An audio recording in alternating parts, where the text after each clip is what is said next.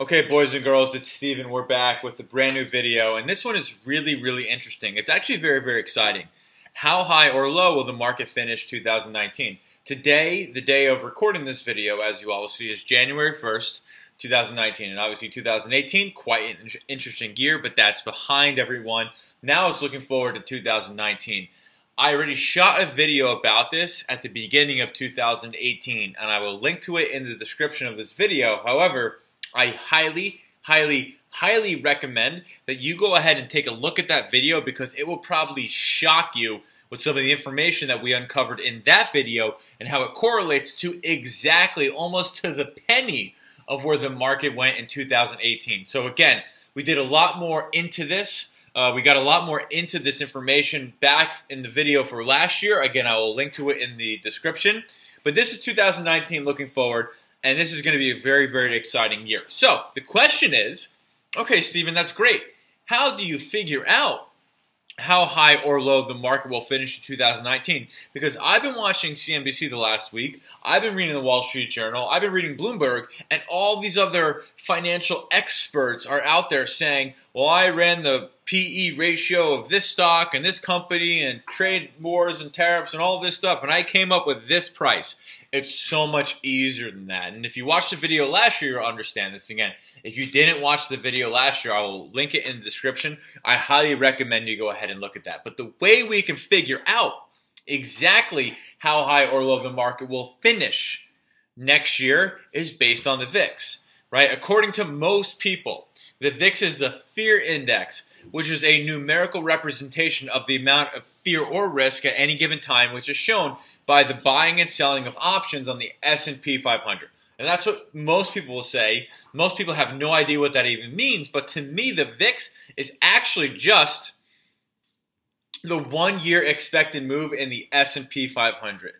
That is it, nothing more. So when the VIX is at 20, the market and billions and billions of trillions of dollars are betting on the idea that they believe 365 days from that point, the market will go up or down 20%. Now, here's how it looks out. When the market, or the S&P 500, is at 2,500 and a 10 VIX, that means collectively the market, the participants believe the market can go up or down 10%, 250 points. When the market is at 2,800 in the second row, and the VIX is at 15, that's a $420 up or down expected move. Now, let's go look at last year very quickly. I'm gonna hover over it with my cursor. At the first day, January 1st, 2018, the S&P 500 was trading for $2,642.22. And at that time, the VIX was at $11.43. What that meant to us is the expected move over the course of the next year was up $302 or down $302, which means up to $29.44.22 or down to $23.40.22. Now, this is going to shock you. Remember those numbers very quickly. What we're looking at right here is the chart of the S&P 500 in 2018. Now remember, the day the market opened, 2018, the price of a S&P 500, $26.42.22. And you can see that all the way over on the left-hand side of the screen. Maybe we're missing like a day or so there. However, they thought it could go up or down from that point, $302. On the high end of the range, the participants believed the market could go as high as $2,944.22. The high tick of the year was $2,940, less than $4 away from the high end of the expected move last year. Amazing. Now, the market, as we can see, got down as low as $23.46. But remember, the expected move a year ago today, January 1st, 2018, was as low as $23.40. So on the high end of the range, we got within $4 of the high end of the expected move in the S&P 500 in 2018. And on the low end of the range, we got within $6 of the expected move on the low end of the range. You cannot make this stuff up. It's so crazy. And as most times, as you will see, we finished within that expected move by about 60 S&P points or so. Now, if we're looking at this year, right now the S&P 500, 2506.85, but we have a 2542 VIX, well more than double what is last year at this point, which means with a 2542 VIX, that means the expected move in the S&P 500 over the next 365 days is up or down 25.42%.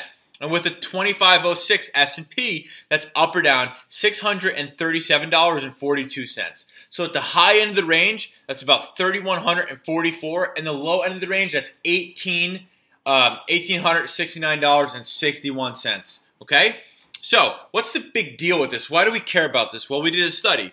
1980 to present, so 38 years. And what we did on January 1st, like today is January 1st, 2019, we calculated the 1-year expected move in the S&P 500 based on the VIX price, right? So first what we did on December 31st of that year, we checked to see if the S&P 500 closed within its 1-year expected move. And as we saw last year in 2018, it absolutely did. The second, we noted if the price of the S&P 500 went outside the expected move at all, either to the upside or to the downside during that year. And as we just showed you guys in the chart, it neither went above or below the expected move. However, it very much went right there in 2018. And we can see the numbers are very, very enlightening here. So over the 38-year period, the S&P 500 has closed within its 1-year expected move based on the price of the VIX on January 1st, 86.49% of the time. 32 out of 38. So that's that happens very, very frequently. It went higher than the expected move 18 of those times, so about 48% of the time. And it went lower than the expected move about 25% of that time. Now here's the real kicker, and this is how something that we could definitely use to our advantage. The S&P 500 went higher than its expected move, but then closed within. Right, so let's say, for example, last year it was 29.44. If it went above that and then finished within, we would count it in this point. So 83% of the time, when the market goes above at any point its 1-year expected move based on the price of the VIX, it closes within. And 77% of the time that the market goes below its 1-year expected move, it closes within that expected move. Right? So how can we take advantage of this though? Right? How can we make money from this? Because this is nice, and you did a little magic trick in 2018, Stephen, but how can we actually use this to take advantage? Well, what I do is every single year, kind of like I'm doing right here, on January 1st, I calculate the expected move of the S&P 500 using the VIX. I write it down on a sticky note on my computer, all that stuff, and I do what I did on the chart for last year. I go ahead and show what that is. So this is a chart that I had all the way since last year that showed this red line right here, 29.44.22, which was the high end of the expected move in the S&P 500 at the beginning of 2018, and this red line down here, 23.40.22, which is the low end of that range. I go ahead and do that, and that gives me good context for market expectations. Again, there are hundreds of billions, if not trillions of dollars betting on this every single day, so this is something that you know has a lot of money towards it. So I write it down. If the S&P 500 breaks above the 1-year expected move, all right, that is interesting to us. The reason it's interesting to us is because 83.33% of the time, it still finishes within that range. So maybe it's a good idea to take some profits at that point. So if you're one of the people who are like most investors who just buy and hold, right, once we get to that high end of the expected move, well, maybe it's a good time to start taking some profits. Why? Because 83% of the time when it breaks out of that expected move, it will come back down by the end of the year and close within. So that's definitely something that could be used to your advantage. And the same goes true for the downside.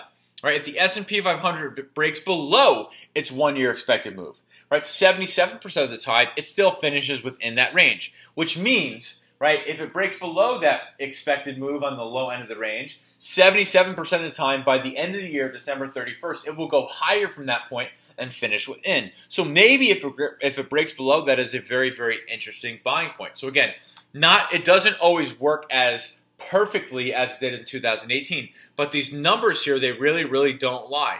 If I was you guys, I'd look at this chart and I would write down these 4 things right here and really, really take it to heart because in 2018, it absolutely was the high mark of the year and the low mark of the year within less than 10 S&P points. So write this down. Hopefully we go out there and make a lot of money in 2019. I will see you all in the next video.